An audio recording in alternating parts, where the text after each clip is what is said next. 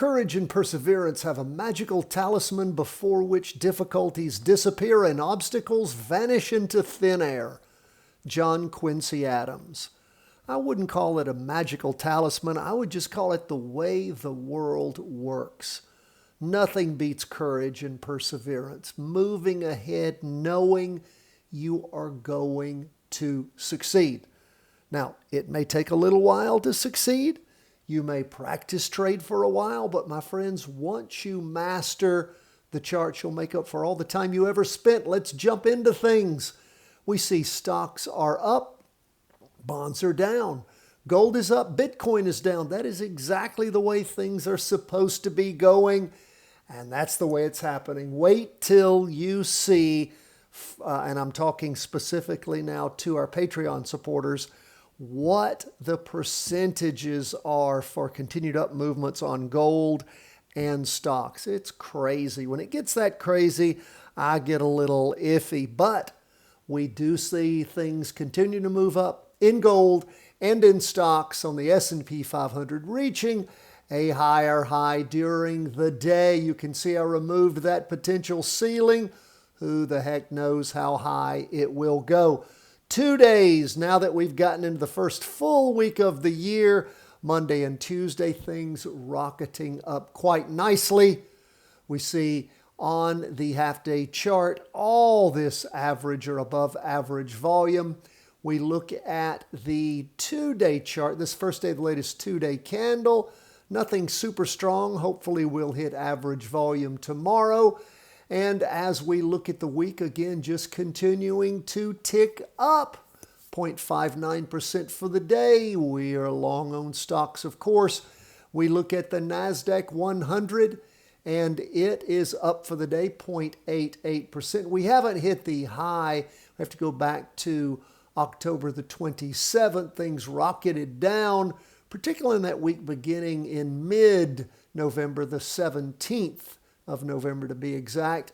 Then a doji week after that and some struggling along the way last week too.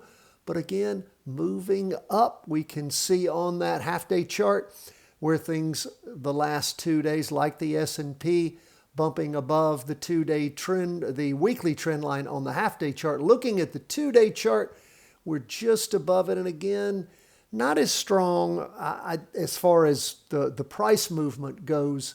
Here on the Qs, we have a very flat, almost horizontal, not much of a trend line, but moving up nicely. Now let's look at where we are on 20-year U.S. government bonds, down for the day after things popped up some yesterday, but have stayed below that weekly trend line on the 2-day and the half-day and the weekly. We are still bearish on bonds as they move down. What about gold? Man, up again. We saw the week start off with a bound up and bounded up again today, 1.08%. We continue to be long gold. Some ifs, ands, or buts last week, but we didn't cross through that weekly trend line. Even with that huge down move on Monday, the 29th of December, things petered on down, and then on Monday rocketed right back up through the weekly trend line on the half-day chart. Never crossed over on the 2-day or the weekly, and we continue long on gold. What about Bitcoin? Pulling back a little, for Bitcoin, pulling back some.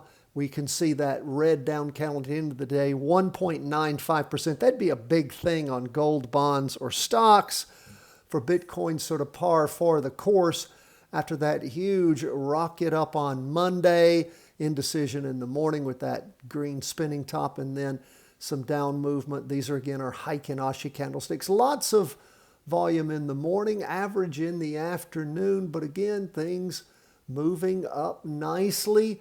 I keep talking about, have we built ourselves a base on Bitcoin, and will we be moving up from there? Well, let's continue to watch as this week continues and see if it confirms that or denies it and rolls back over.